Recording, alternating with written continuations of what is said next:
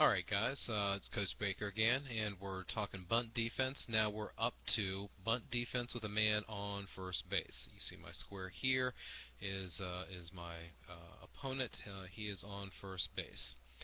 A little bit different responsibilities and in this particular scenario. Obviously the first baseman is now holding the runner on, so he's already going to be pinched right here. And how we're going to divide up the infield is that if the bunt gets down, third baseman's going to come in to charge. Generally speaking, the pitcher is going to be responsible for everything in this particular area. Third baseman has everything in this particular area. First baseman will have to make a decision based on the how early the batter shows bunt or not, whether to come in or not. It may be a situation where the pitcher covers this particular area around here where the first baseman usually goes, but sometimes that bunt will get down the first base line too fast for the pitcher, and the first baseman's going to have to make a decision to cover that. So how we're going to defend this is that, again, the second baseman in this particular scenario, I think this is where we're getting confused yesterday, is that the second baseman's going to be covering first base. He's either going to back up a throw to first base if the first baseman gets back to the bag, or cover first base in the event that the first baseman gets drawn into fielding the ball over here. Where it's going to get tricky is when the runner is sent and there's a bunt going on, the runner is stealing at the same time.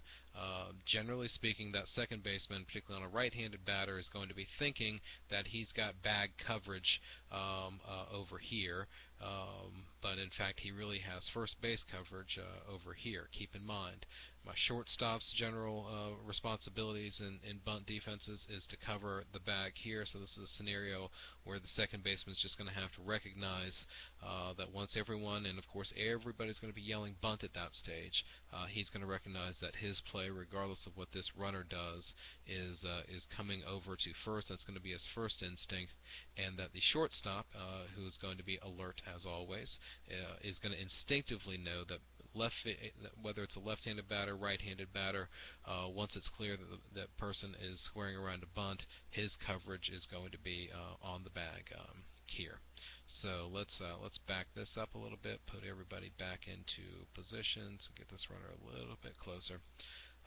So again, ball's pitched, bunted to third base. Third baseman's coming all the way in.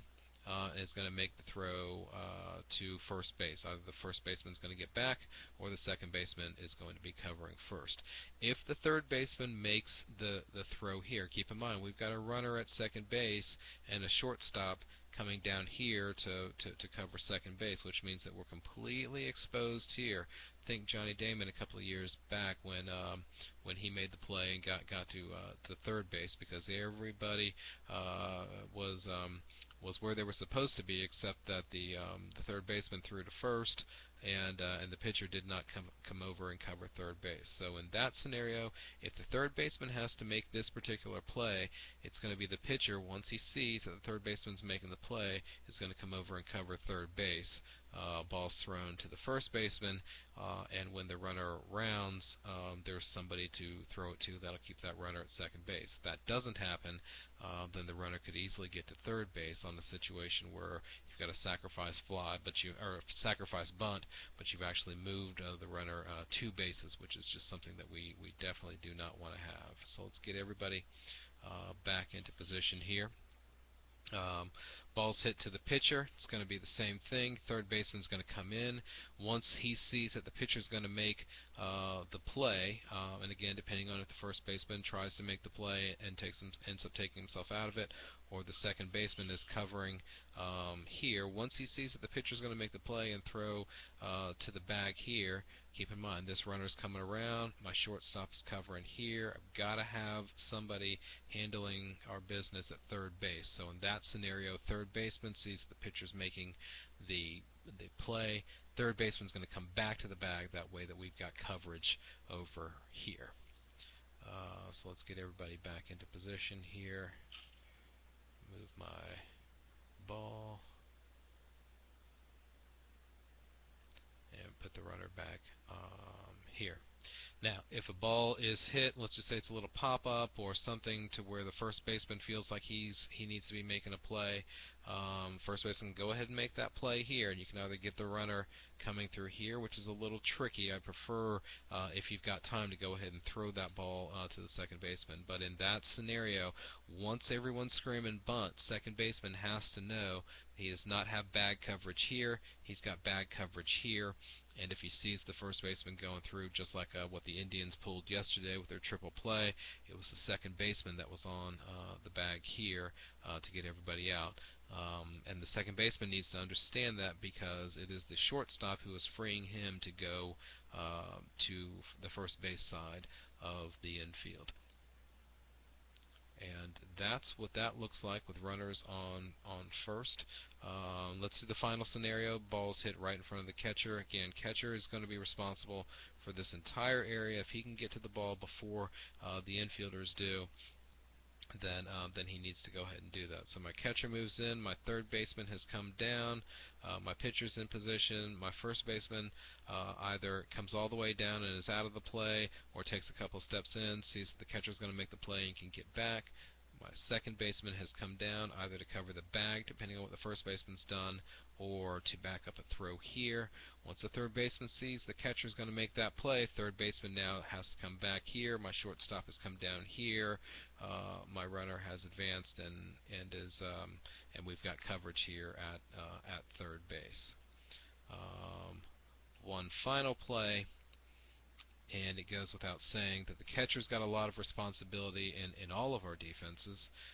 And if a ball gets hit quickly to the third baseman, quickly to the pitcher, or to the first baseman on the ground, it may be the catcher that says 2-2-2, and with the shortstop covering, let's say it's a quick ball to first base, we'll go ahead and get that lead runner, and you go ahead and throw him out. And in that scenario, when the first baseman throws it out, second baseman again will recognize first baseman's making a play and cover the bag, and then we've got good coverage there. Same thing goes with the pitcher and the third baseman. If the catcher sees that there's a play at second base, my shortstop's already over there, go ahead and make that play there and get the lead runner if you can. Bottom line is we want to get an out. And if we can't get the lead runner, or there's any question about whether we can get the lead runner, let's get that sure out, this runner, the bunter, going to first base. Let's make sure that the worst case scenario that we have is that we've got one out and just a runner at second base. And let's just make sure that we don't end up in a situation with runners on first and second and we haven't gotten an out. Again, out here, right fielder's coming down, center fielders are looking for overthrows, left fielder, same thing, and we've got coverage everywhere. And that's what it looks like on bunt defense, man on first base.